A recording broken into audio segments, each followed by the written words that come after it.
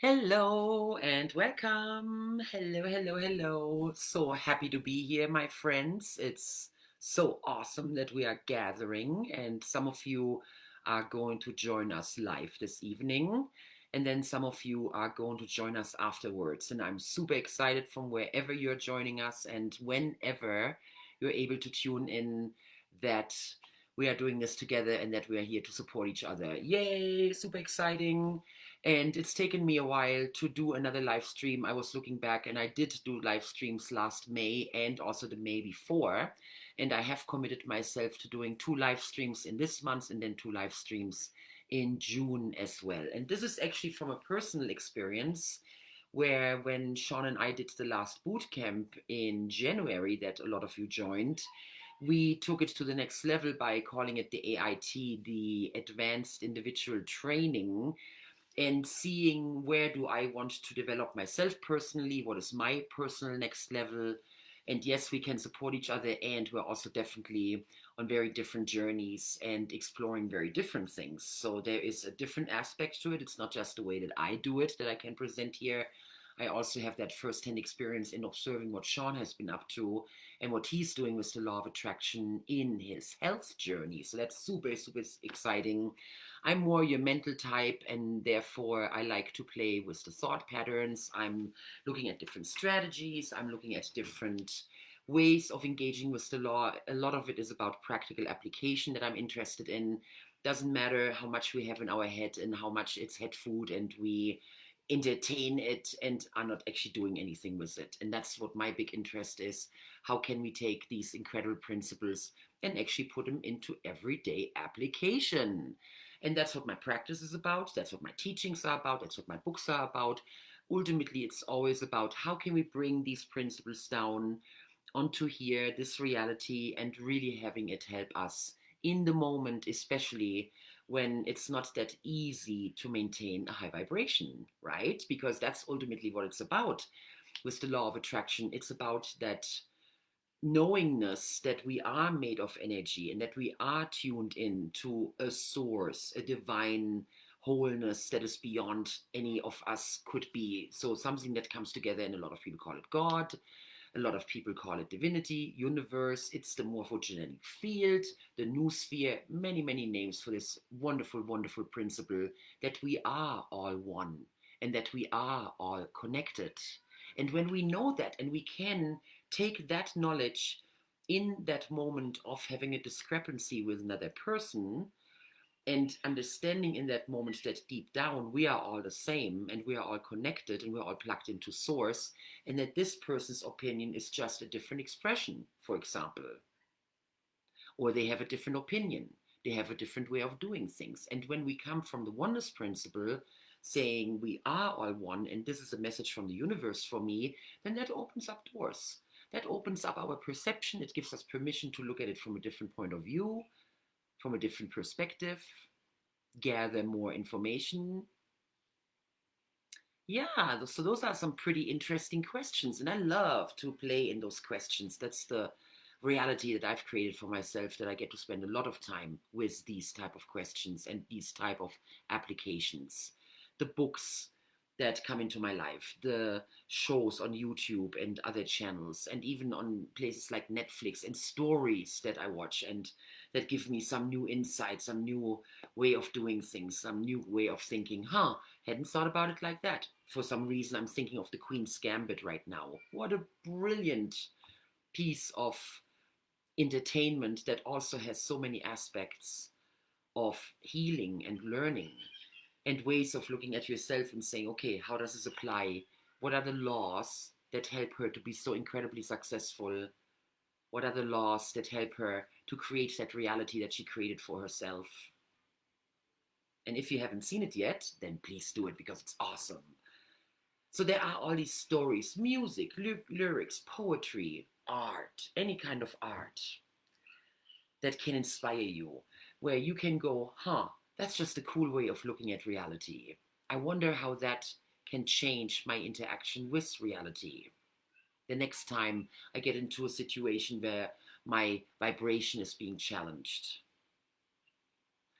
So I made the announcement that we are going to have two key points today. The first one is principles of the law of attraction. Just a reminder, we're just diving into the basics.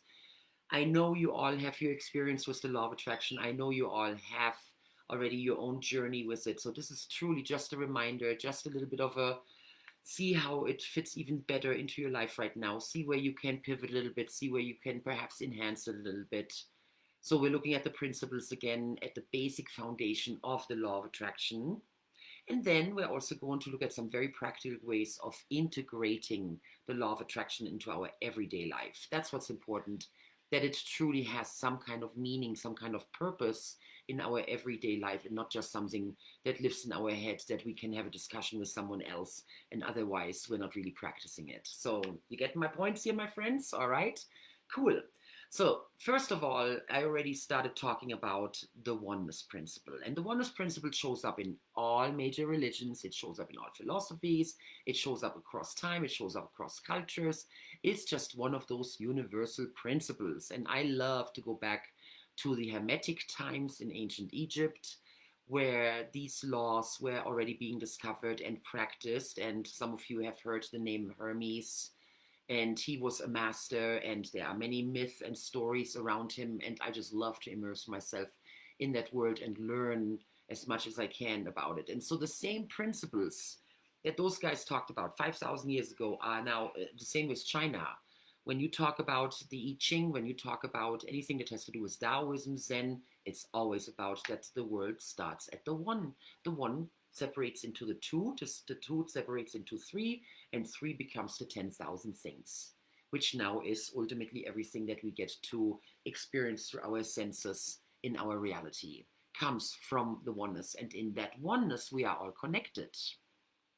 So imagine that for yourself right now. Let's just do a quick little meditation, a nice little experience, a personal exploration for yourself, where you simply open up your senses beyond that typical way of seeing, hearing, sensing, smelling, and tasting. Just imagine opening up your senses right now. You can imagine it like a bubble that is now expanding, that you are expanding your reach, your perception.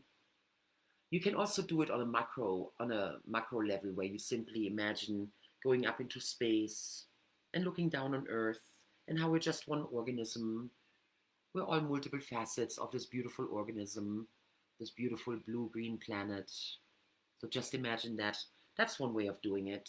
Another way of doing it is going micro, where you're just imagining you're going to your own energy level.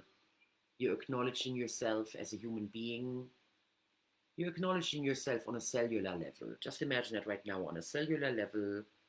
Get some pictures internally about that, how the cells of your body look.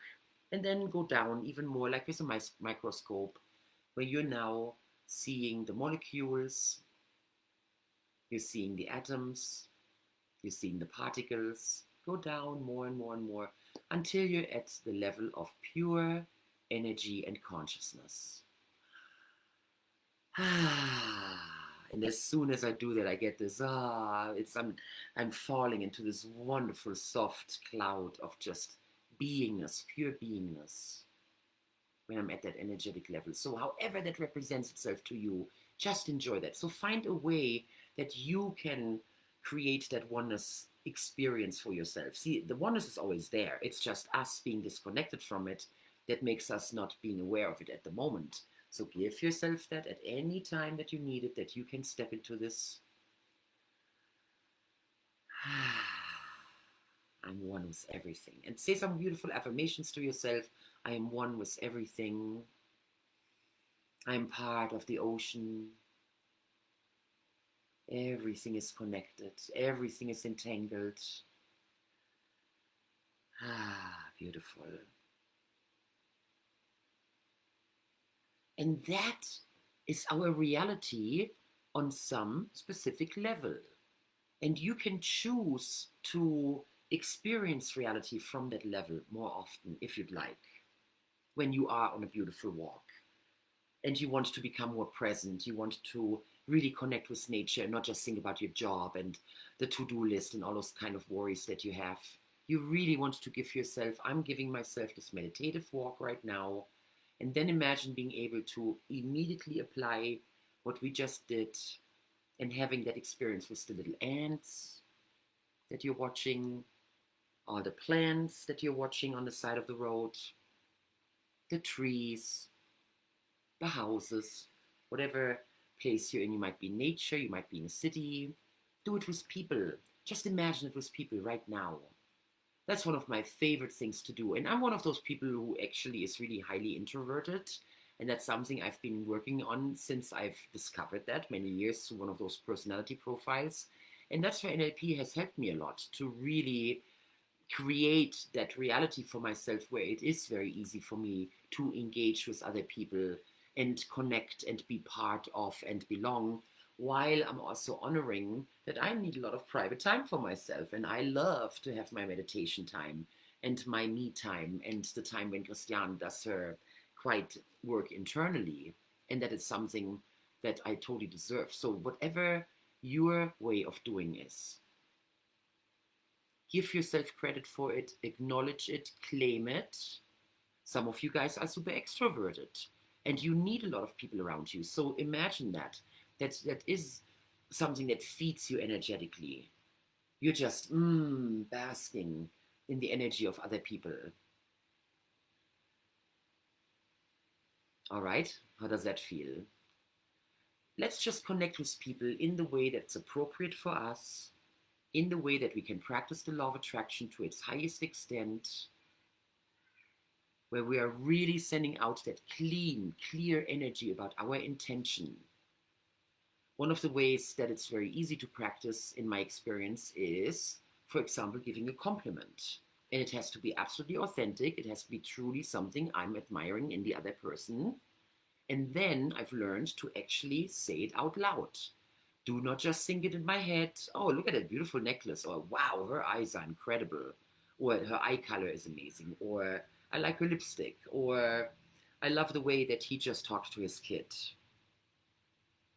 And then instead of just having that quick little fleeting thought of acknowledgement for the other person and seeing them internally, I made it a commitment many years ago to say, I'm going to actually make it a point to say it out loud. And I want to connect with that person. This is one of the ways that I can spread the law of attraction. This is one of the ways that I can spread the light, the high vibration, whatever you want to call it, by doing a simple little act like that. A little acknowledgement, an affirmation, a moment of I see you. And it means something. And it's fabulous. It always has amazing repercussions. It always has beautiful results that come out of it. A beautiful little conversation might come out of it. A beautiful smile. Something else that they say to me that encourages me in that moment. And simply just a thank you for acknowledging me is so feeding for all parties involved. Everybody benefits. Everybody wins. So just give yourself that, just with that one principle of the entanglement, the oneness, that we are all connected, and how you can use that in a daily level, on a daily practice, and simply start changing your life like that. And it can be little thoughts like, when I'm leaving my house, every person I come in contact with, I'm going to have some kind of a meaningful connection. And that intent then drives your behavior. It becomes a subconscious driver for what you are looking for. Here's actually one of the most important principles that I want to really drill in today, which is the idea, and that's exactly where I'm going right now, the idea that the results, whatever results we're creating, and whatever the results that you have in your life right now, and let's get a little bit more specific, the results that you have with your health, and whatever level of healthiness that you give yourself credit for, whatever you're experiencing in your body right now is the direct result of your past thoughts, feelings, actions, your attitudes, your beliefs, the whole package of what you have put your energy into over those last few months or even years is now showing up in the result of how your body looks right here, right now. And not just the physical part of it, also mentally, spiritually, emotionally. There are so many things that I'm still catching myself doing where I'm like, okay, this is one of those things that is now becoming inappropriate, even so I learned it as a child, and even so society thought it was cool 40, 50 years ago, and that's just what you did. Inappropriate, doesn't work anymore. Okay, let's change it. Let's come up with a different way of doing it. And in that moment, we have the power. We have the power to go, okay, I'm going to dedicate myself to this. Just like learning to sing a song, just like learning to play the piano. It is so much fun hanging out with my granddaughters, the two older ones, where we are doing a lot of dancing and singing. So I'm relearning all the nursery rhymes again. So much fun. And I'm catching myself where at first it's a little harder, and I'm like, oh yeah, what was that lyric again? And then I'm getting back into it, and now I'm actually catching myself singing it even without the music playing. So that's just an easy example of like, there is a neurological equivalent to the thought of, I want to learn the song. It's like learning the piano, it's like learning an athletic sport, it's like learning the law of attraction. It's like saying, I'm going to use this principle and I do my very best to apply it on a daily basis. And in that moment, you have created the framework that now allows you to become more focused and more succinct, more aligned and congruent with your thoughts, feelings, actions. And that's what it all boils down to. When you really look at how it works, it's the thoughts, the pictures you're making in your mind, the things you're saying to yourself, the way you're moving your body in space, the way you hold yourself, the way you're smiling, and the way you're breathing. So those are all the physiological aspects, okay? That's the thinking part. We're making pictures of what it is we want. We're talking to ourselves about it. We're acting it out in our movement, micro movements a lot of times. We're even smelling it and tasting it. So it's a full sensory experience when we're dreaming of a goal, this next vacation I want to take, this car that I'm currently attracting to myself, this relationship that I'm currently attracting to myself, and so on and so on. And when you want to look at, what have I been doing? What is going on in my subconscious mind? What are my beliefs? What is my program? What must be my thoughts? What must be my feelings that these are the results I'm creating? So we talked about health here for a moment. Let's now take it into wealth. Also dependent on you. Your wealth is something that you create. It is your mindset of abundance that allows you to attract wealth into your life. And the universe takes you very, very seriously, and it's very, very specific about what you're saying when you're like, there's just going to be enough. I just ask for enough because that's just all I need to pay my bills, save a little bit, and then that's exactly what you will get is enough. And just by changing that little word enough to plenty, your experience and your reality might change right then and there. So look at the oneness principle again and how it applies to money, which it's a wonderful thing actually when you think about when everything is entangled, how we are also entangled with finances, the house that you're currently attracting into your life, the career opportunity. It already exists and you are attracting each other. Wow, that is so powerful. I love thinking like that. That makes it so much easier in my mind when I think about, how am I going to create that? Oh, cool, I have this project. I have this goal. It's going to take a certain amount of finances. It's going to take a certain amount of abundance. I'm curious to how, as I'm embracing that, how it's going to manifest itself magically. That's not how I used to think, trust me. I used to be much more freaked out about it and we got to set the goals and make the plans and this and that. And then it's become a lot more left-brained approach, so to speak, versus now it's much more of a right-brain approach. And the trust is a lot higher. And also there is an acknowledgement of, and it happens when it's supposed to. It's going to happen when it's meant to be. With time frames. Is it going to happen at all? Perhaps I'm not congruent with my subconscious mind about what I want. So those are all fun things to explore. And the important thing is, and that's the point ultimately that I'm making here, is to do it peacefully, to do it joyfully. Those can be fun, exploring conversations with yourself. versus the old beat up yourself conversations and berating yourself and calling yourself names and making it hard on yourself. Okay? So we're looking at another area, which is your relationships. I already started mentioning people. So think about your key relationships in your life and how the law of attraction can help you there, especially the oneness principle that we have been discussing. So imagine that right now. When you know that ultimately you are one with your partner, you are one with your family members, you are one in that system of your ancestry. You are one with your neighborhood. You're one with your city. You're one with your country. You're one with the world. You're one with the universe. Just imagine that. Ah, such a wonderful feeling again. And do that with people. Right now, just imagine that there is that very, very basic level of connection that we all have, where we're all made of energy and we're all connected. We're all vibrating together. And when you can look at your neighborhood from that point of view, it changes things. It raises your level of compassion. It raises your level of curiosity. It makes you more open, more understanding. You want to know about others. You're less judgmental.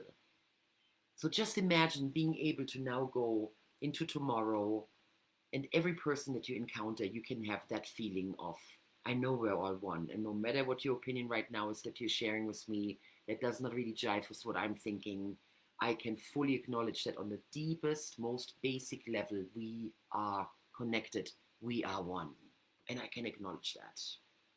Wow. Doesn't change the situation. You don't have to take on their opinion. It does change your feeling about it. And then perhaps you're less confrontational, you're less sarcastic, you're less mean, you're less judgmental, and you turn it into compassion and openness and kindness, understanding, wanting to understand the other person, where they're coming from, allowing them to be themselves and expressing themselves. That's one of the things I love to do, where I'm just like, yep, tell me your story. I just love to listen to it. All right.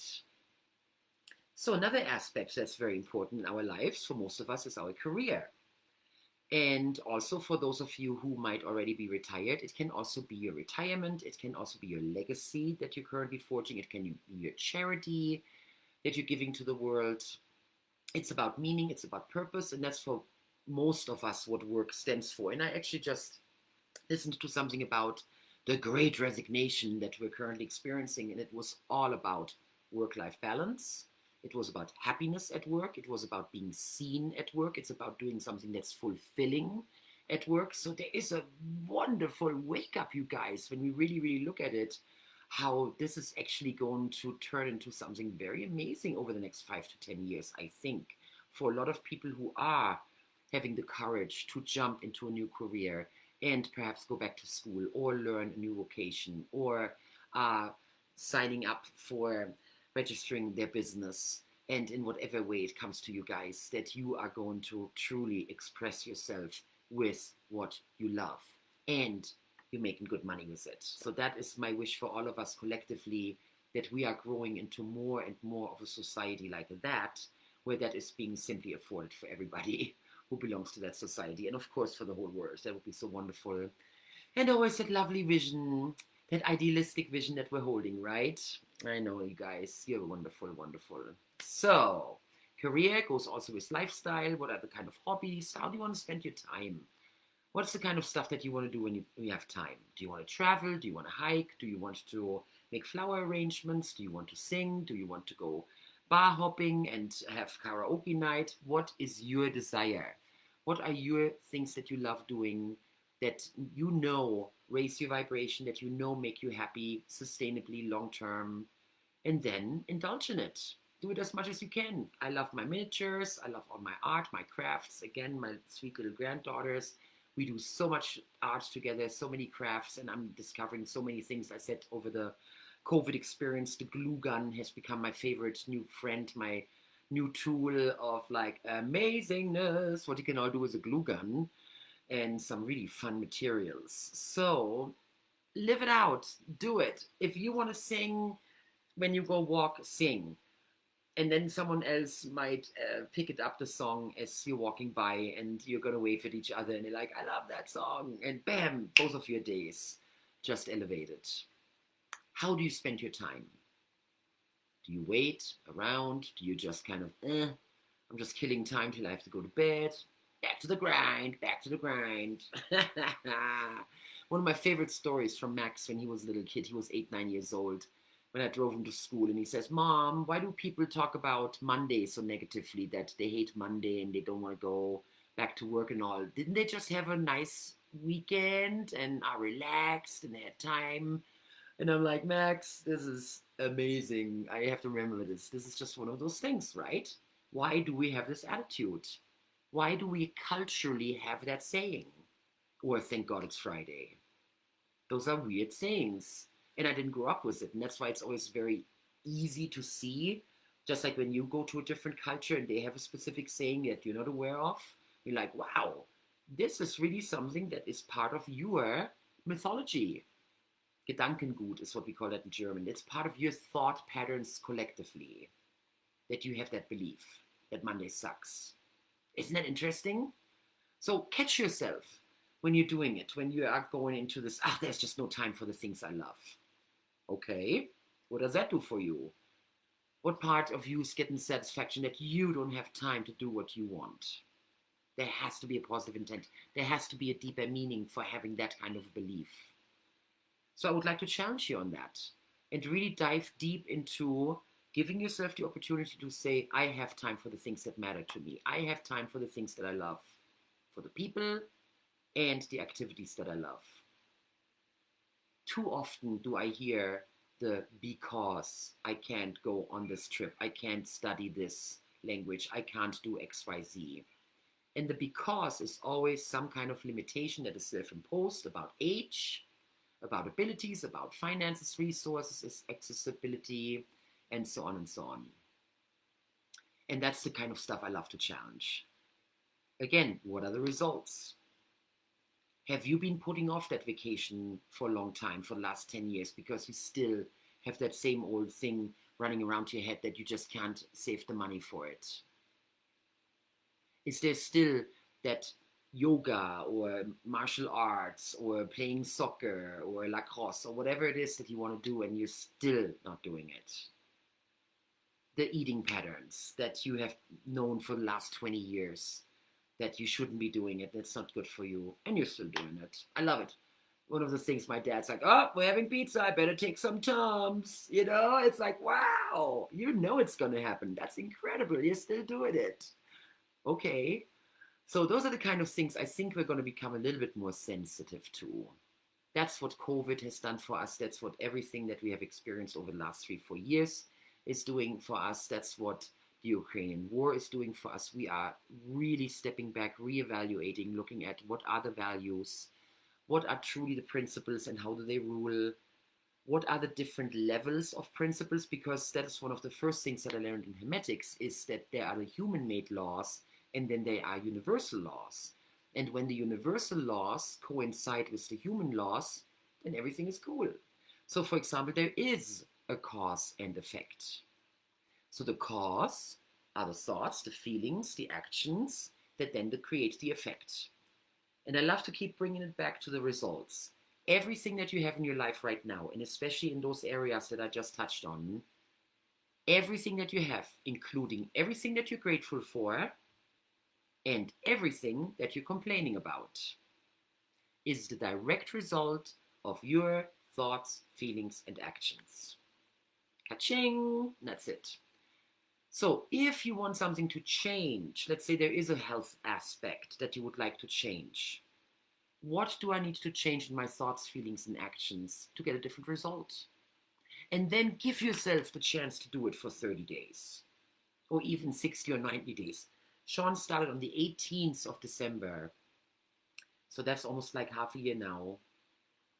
And it's so easy to observe the repercussions of how the default behavior has completely switched now. And he doesn't have to make himself do it. See, I'm still in the have to make myself do it mode. And actually, we talked about that earlier. That there are a lot of things in my life where I'm like, ah, man, I'm doing it because I know it's the best for me. It's not because it's out of conviction. I'm still enjoying the cafe latte with all its foam and the dairy and the sugar and the whatever and the give me the syrups and whatnots, even though when I know that the herbal tea with the horse tail and the chamomile and all the other fun stuff, ultimately for my longevity is a completely different story, right? So those are the kind of things where you just pay attention to yourself. You notice it, go into some discernment. Okay, this must serve me for some reason. And how can I bring it back into the oneness principle? I'm one with the cow, I'm one with the milk, I'm one with the coffee, I'm one with the sugar. Yay! Hey, you know what? And if it works for you, do it. It works for a lot of people. Absolutely. Right now, I'm doing it with gluten. That's one of the things that I'm realizing, that there is a difference in how my body processes food when I do eat a lot of bread and pasta versus not. And that's very interesting to me. And then I have to ask myself, okay, how much do I want to live with it and simply do it with my mind, body, and spirit? Or I'm also conditioning myself to truly, truly, truly loving the fresh made juice, the berry, and all the other wonderful things that I'm enjoying.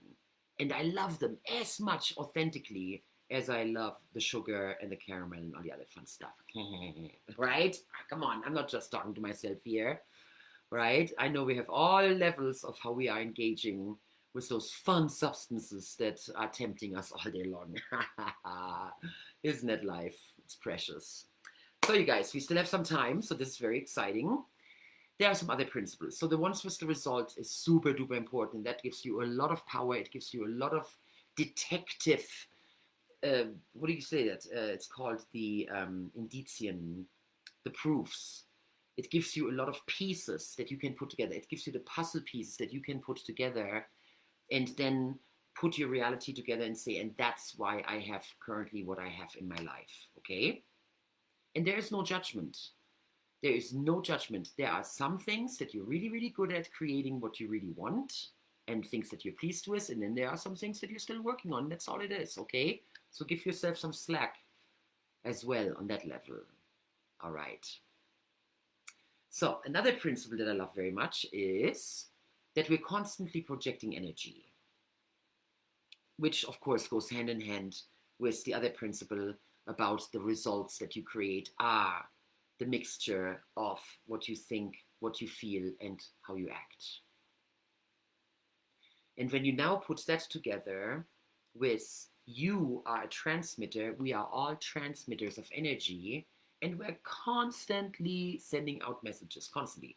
It's been proven that we think thousands of thoughts a day. So just imagine that every thought carries a feeling, an energetic imprint, some action that goes with it, even if it's just a deep or a shallow breath that you're doing. And in that moment, you are creating your own reality. So you're doing that thousands of times a day. So just imagine being able to do it consciously, to do it with consciousness. I'm right now creating my reality. I can stand in this traffic jam and have a million different responses to how I'm experiencing this time right now. From being completely outraged of how this always happens to me, or I can't believe this is happening, doing the anger thing, all the way to the victim thing, all the way to the looking at your watch every 2 seconds. I'm going to be too late. I'm going to be too late. All the way to, I know this is happening for a reason. Okay, okay. What does the universe want me to do right now? Is it a little meditation time? Can I put in a meditation tape while I'm rolling along here? Do I perhaps need to change some of my thought patterns? How did I end up here? There's many different ways how you can engage with it. Okay, right on. So those are the practical applications where in the moment where you need it, the end goal is that you are able in those moments to go, hey, this is one of those moments where I can use the principles and apply them. And of course, there's a lot of wishful thinking around that, because in that moment when you are agitated, of course, you're not hanging out in your frontal lobe where you're being all discerning and smart and very sustainable in your thinking, you're actually in your reptilian brain, you're like, little kid throwing a temper tantrum, actually. So that's what's going on. So in those moments of catching yourself going, oh, look at me, I'm throwing a temper tantrum, I'm totally being a 2-year-old right now. Oh, look at me doing the victim card right now. Okay, let's bring it back. It's all one. We are all one. Everybody in this traffic jam is one right now. Just imagine that we're all one. We're just this beautiful line of energy right now. That is just going to flow naturally. And I'm grateful for where I'm at. I'm grateful I have the awareness. And you know what? Sometimes that's all it takes. I'm just grateful I have the awareness right now. I can't be grateful for the circumstance, but I'm grateful that I'm catching myself being ungrateful. Yes. Hey, take it where you can get it. Seriously. Seriously. And if that's the gratitude you can muster at that moment, then take that. I'm grateful that I just caught myself. I'm not totally there emotionally, but I'm grateful that at least I'm aware. And awareness is the first step, right? So then your mind goes into different directions. Gosh darn it, I wonder what else I could do. Gosh darn, I wonder how I can change that situation. That's how you then start thinking thoughts like that, and all of a sudden options showing up. All of a sudden those synchronicities are starting to show up for you. The right people with the right message. And then it becomes self-perpetuating. It becomes easier and easier. It happens more often. It happens more obvious. You're going, oh, there is another one. Oh my goodness, I can't believe I just thought about it 2 days ago, and here it is. Bam. I just had one.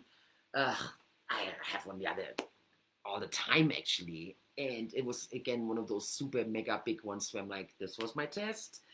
Thought of that person, and bam, 2 days later, they totally showed up in my periphery. I'm like, perfect. So those are the things that I love to play with. By the way, take it to the level of testing, because I know for a lot of you guys, testing has a lot of negative connotations from school and how testing was used in our lives. And one of the most wonderful reframes I had this year during our boot camp, and that's what I've been practicing so much, is that the tests are synchronicities. They are the times when we get into a situation and go, oh, I've been here. Oh, this is familiar. Oh, yeah, I know this. And that is actually the test. It's not some kind of a harsh situation that you have then to be exposed to, and then you have to struggle through it, and yeah, I passed my test. So I'm just going to offer this to you, okay? This is something I've been working on or playing with for the last 5 months, is the idea to totally reframe the idea of testing. So when, for example, I read in my astrological sign for this week that there will be a test on Friday, instead of going, oh, you better be careful, you're going to get tested, it's going to get a little rough there, okay? It's like, yay, this is so totally awesome. I'm super excited because I'm going to attract some fantastic synchronicities that let me know what I've learned. And that's that. Feels completely different. And it gives me a completely different outlook to that day. That's another one. We just came out of Mercury retrograde. And I know I don't want to hack around on astrology too much. That's one of those things. When I first learned about Mercury retrograde, it was always in connotation and somehow attached with, oh, it's going to be rough and it's going to be a lot of confusion and misunderstandings and miscommunication and stuff like that. So I actually had experiences like that where I'm like, see, it's a Mercury retrograde kind of thing. And then for some reason, I heard the reframe of Mercury retrograde is all about heightened awareness about communication. Whoa, feels totally different. Okay, I can do that all day long. Yay, Mercury goes into retrograde. Ooh, pay really heightened attention to communication and see what you can learn from that. So guys, those are little thought process. I'm giving you little examples, little thought experiments here in how you can change your outlook, your mind, your attitude towards certain things that are happening. There are things that are happening in your very inner circle, things that you absolutely have influence over, that are happening right there in your innerst clan and family, your circle of friends, your circle at work, and so on and so on, where you actually have a certain level of influence. Then there might be also a certain level of influence that you have in your neighborhood and community. Or you might feel that you don't. And then, of course, there is the larger frame of the world. How do you feel about the war and COVID and all those other issues that we're dealing with collectively? And wherever we're situated in the world, we are dealing with it very, very, very differently. And that's the part that blows my mind so much, that there is all that going on right now in other parts of the world, which is just, wow, that gets a little overwhelming at times, to imagine that there are almost 8 billion people having their own experience right now in whatever way they have it. So there are things that you cannot control, that you're not in charge of, even though energetically we are all connected. And when you do send out a very specific vibration into the collectiveness, it does influence it, okay? So it's like the wave and the particle. Yes, we don't have control, and yes, we do, okay? So that's where I'm at 55 years of discovering these kind of subjects, and this is currently where I'm at, and who knows what I'm going to think tomorrow or in 10 years. But right now, that's a pretty feel-good thought to have about how it works. The results that we have are the manifestation of the thoughts, the feelings, and the actions. And we are constantly transmitting energy. We're constantly absorbing energy, and we're constantly sending energy. We're transmission towers. So imagine that. And that's, of course, when my mind immediately goes Tesla. You know, I see some Tesla stuff, some funny machinery and all that. And it's like, wow, that is so amazing that we are so connected.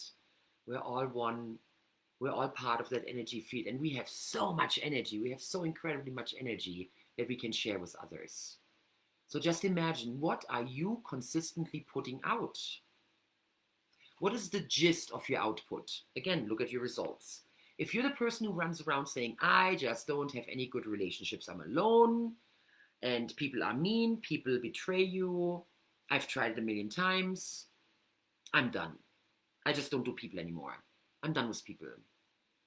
And when you really think about it, what you're sending out, and then for it to come back, that people betray you and lie to you and are not there for you when you need them, and so on and so on. You need to take the responsibility when it's truly something that is in your sphere of influence. Then you need to ask yourself, how can I think differently? I'm going to challenge myself now to say that I trust in people. I'm going to trust people.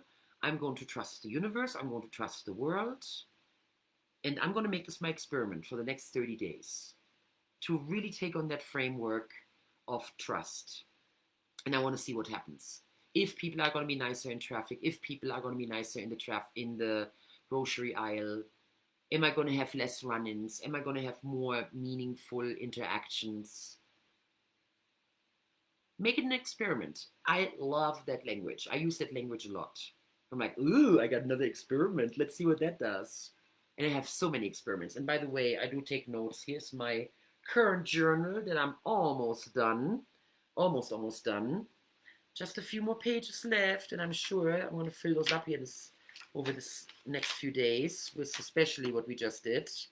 And it's all just for putting in specific thoughts that come to my mind, dreams that I have that I don't want to forget, a little bit of information that I'm getting where I'm reading a cool article about some great experiment. I'm taking some notes so I don't forget it, and those kind of things. So that's what, to me, journaling is. And then, of course, also sharing my thoughts and my aspirations and stuff like that.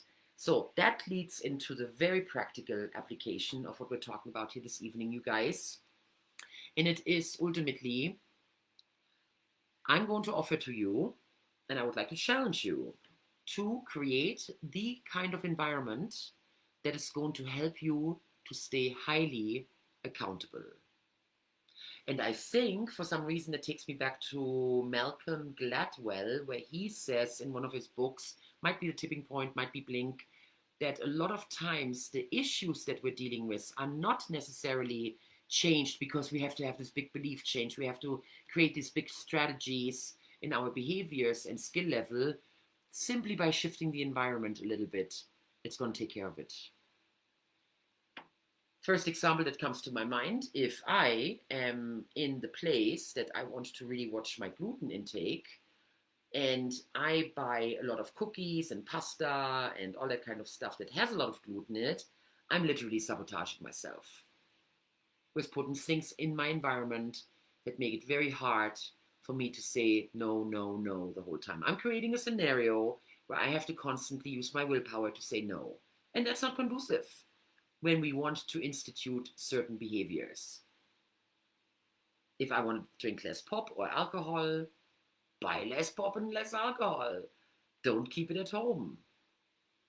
If you want to have certain sports commitments that you fulfill, create your environment so it makes it totally easy as you roll out of bed in the morning to go, that's right, I want to go walk, here are my clothes, and before you wake up, you already got your shoes on, you're running. Or you have some of your weights right there, you have your yoga mat right there, those kind of things. So create the environment that's conducive to the behaviors, the thoughts, and the feelings that you want to have. Makes sense, right? That's what we're going to spend the last 10 minutes of our gathering here, to really look at all the ways that you can enhance your environment, to create the anchors that are going to constantly remind you of your path. The top shelf right now is for the pilgrimage that Sean and I are planning right now in August in Germany, and it's all pieces from Hildegard von Bingen, who you know I admire very much. I honor her so much, and they just started her new pathway, which is 85 miles going through the mountains, and it's just super exciting, from one of the monasteries to another one of the monasteries. So that is something that's super important to me, and that is a pilgrimage. It's a spiritual journey, and it's also the repetition of what I did 5 years ago with my sister when we went to Spain and we did the Jakobsweg, the St. James Way. And now it's the feminine. I'm super excited about it. I'm super excited I get to do it with Sean. And so this altar is the daily reminder of this journey. I have about 6 more weeks to go until we go to Germany, then another 4 weeks till we do it. So 2.5 months to go. There is a certain spiritual preparation. There's a certain physical preparation. There is a certain logistical preparation that we have to take care of to make it happen.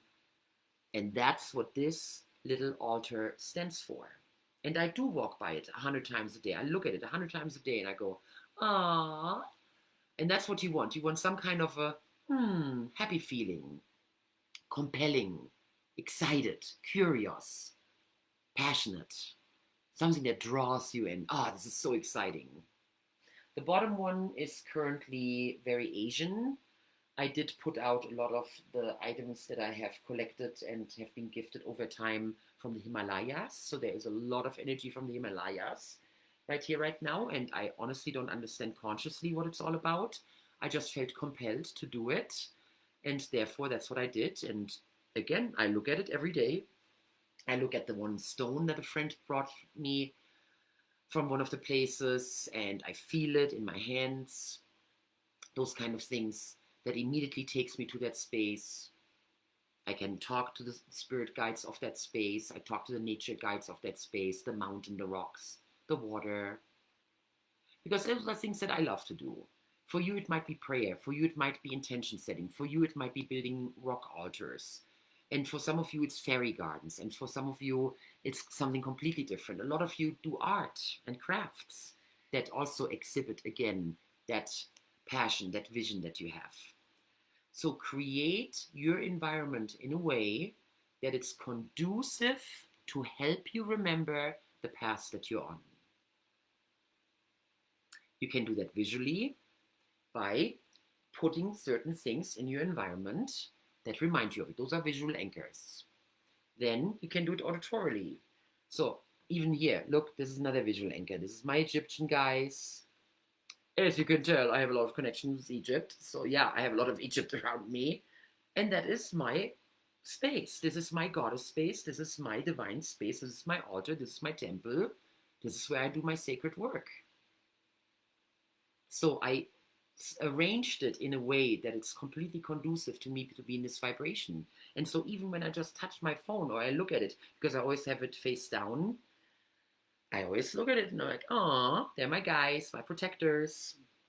So, music. For example, I was listening to some really beautiful Whole Body Generation. Just a YouTube video, just have it on. Just very, very slow sounds. I go to sleep with stuff like that.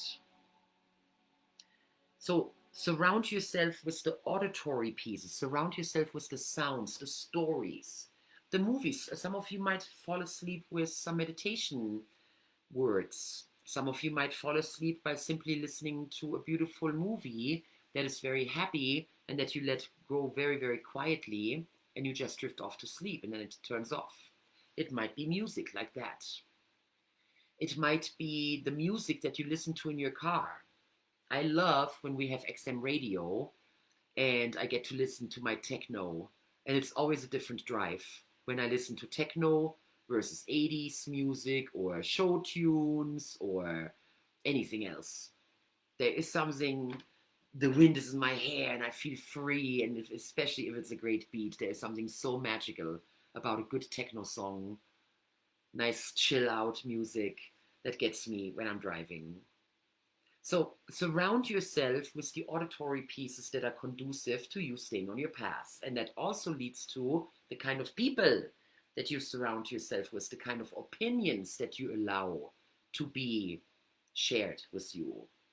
Because if you are surrounded by a bunch of naysayers, and every time that you come up with a goal or you have some cool idea that you want to fulfill for yourself, and you get a bunch of negativism, and you get a lot of you can't do it, and these are the reasons why, then you need to ask yourself, okay, A, is this what I really want in my surroundings? Are those the right people to share those kind of aspirations with in the first place? Am I doing it because I love it when they tell me I can't do it, because that totally motivates me? Hey, if that's how your MO works, then go for it. Or is it that you have a couple of accountability partners, a couple of people in your life that you can very openly share, and that you have that kind of an agreement, that kind of a framework, that you guys are all there to support each other? And I have several of those. I have several groups, I have several friends, and some of them are here right now, that we are very openly talking and holding each other accountable with our daily goals, weekly goals, monthly goals, yearly goals, life plan. So yeah, I like to go very detailed because that works for me. And again, that's part of the journaling. That's part of writing my goals down. That's part of me making vision boards that are hanging here on my door, for example. And those are the anchors that I consciously create to constantly remind me, hey, Christiane, remember, one of the things that I put on my vision board right there was Lake Havasu, because we love Lake Havasu very much. Happened less than 3 weeks later already, where it was just one of those. It all lined up perfectly, and we had the time off, and so we just went to Lake Havasu for 3 days, and it was beautiful. They had the Christmas lights up, and that was just after making it. I didn't even have a plan for it. It was just like, oh, I'm just going to put some pictures of Lake Havasu on there. Let's see what happens. Let's see what else happens, because I got some other fun places of the world on there right now, and let's see which ones of them will manifest themselves over the next year or two. All right. So another way of creating powerful anchors is, of course, kinesthetically. So kinesthetic is everything that has to do with your body sensations. It's about temperature. For example, I love my Minky Couture blankie. That is so wonderful, that I love to have here on my seat.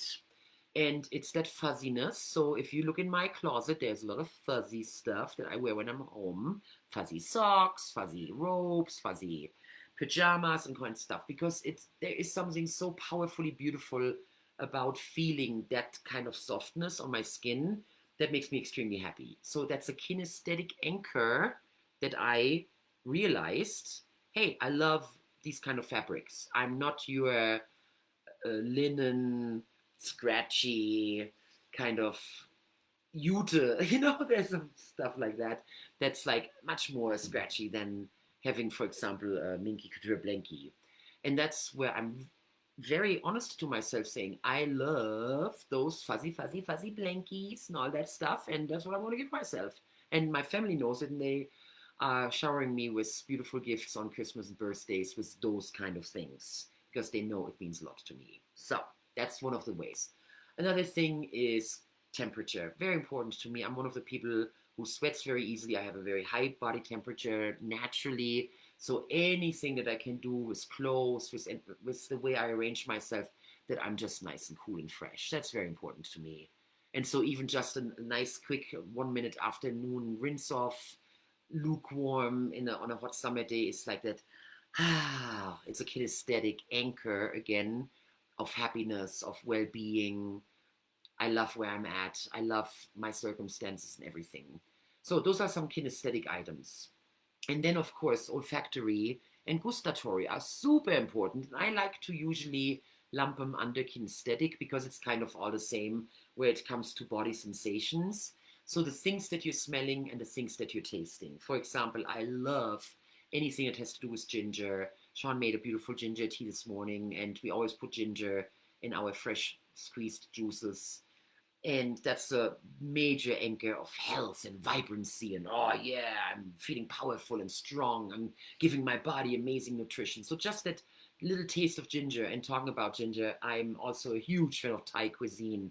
And there's nothing better in the world than the Thai coconut soup. And there is just that thing about that spoon. And when the spoon hits the mouth, and there is this incredible level of flavors that comes together in this the galanga and the grass and all that is just so mind-boggling that I'm like, oh, I'm so enjoying this right now. So you can really get a lot of kick out of the foods that you eat and the vibrancy of it. When you cut a piece of broccoli or asparagus and you're like, oh man, look how good it is. Or a beautiful steak. You cutting it open, it's perfectly cooked. You're like, oh yeah, baby. Tastes like butter. That's what my mom always says.